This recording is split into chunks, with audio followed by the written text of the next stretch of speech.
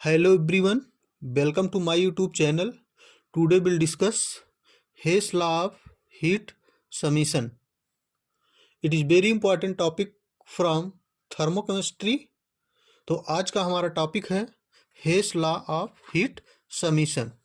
तो देखिए, according to this law it is state that the enthalpy change taking during the process depends only on the initial and final state and it is independent of the path by which the process is carried out।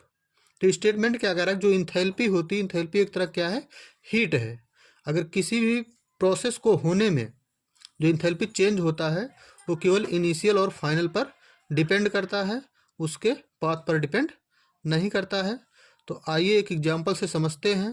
हेस law may be explained with the following example. Consider a general reaction.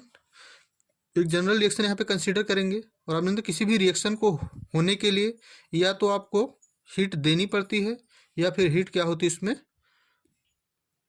Evolve होती है।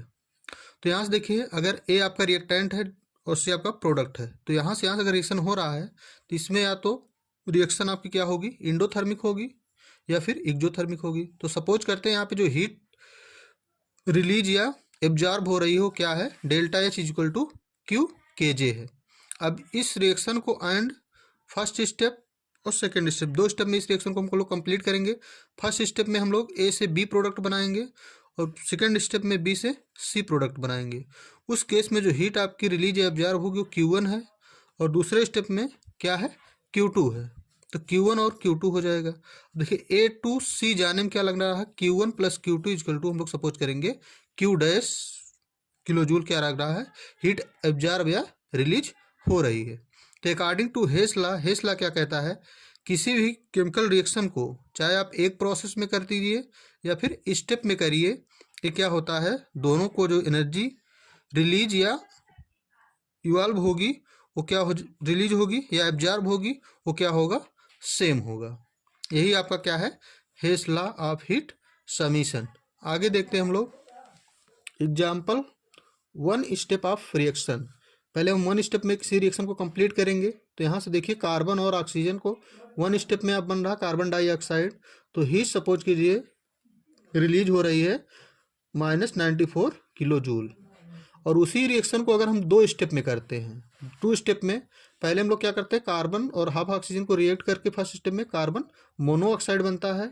उस समय जो delta H1 मतलब energy release होती है वो -26.4 kilo joule होती है। और सेकेंड स्टेप में फिर हम क्या करेंगे, कार्बन मोनोऑक्साइड का रिएक्ट कराएंगे ऑक्सीजन से, तो आपका क्या बनेगा, कार्बन डाइऑक्साइड। और जो एनर्जी आपकी रिलीज होगी वो -67.6 किलो जूल है। तो according to Hess law delta H जो है, चेंज इन एंथैल्पी हीट जो है, हीट वो बराबर होना चाहिए डेल्टा H1 प्लस H2 के। तो डेल्टा एच क्या है, -94 और डेल्टा H1 और प्लस H2 के हम क्या करेंगे, ऐड कर देंगे। ऐड करने के बाद देखते क्या है कि -94 और इक्वल टू -94 आता है। तो यहाँ से हेस लॉ आपका प्रूफ हो जाता है कि किसी भी रिएक्शन को चाहे आप एक स्टेप में करिए या कई स्टेप में करिए, लेकिन वो केवल डिपेंड कहाँ करेगा, इनिशियल और फाइनल पे, पाथ पर डिपेंड नहीं करता है।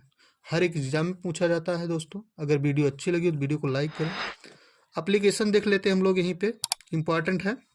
The most important application of Hess law is calculation of heat change enthalpy for these reaction for which experimental determination is not possible.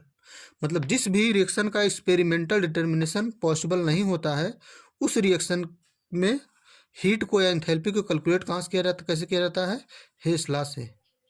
तो पहला है देखिए यहाँ पे, in calculate of heat of formation. किसी भी रिएक्शन में हीट ऑफ फॉर्मेशन को आप यहाँ से कैलकुलेट कर सकते हैं, किससे, हेस लॉ से। In calculate heat of hydration, यहाँ से हीट ऑफ हाइड्रेशन कैलकुलेट कर सकते हैं वाटर केस में। If calculate the heat of combustion, यहाँ से हीट ऑफ कंबसन मतलब कहीं भी कंबसन हो रहा है उसमें हीट कितनी रिलीज है उसे कैलकुलेट कर सकते हैं।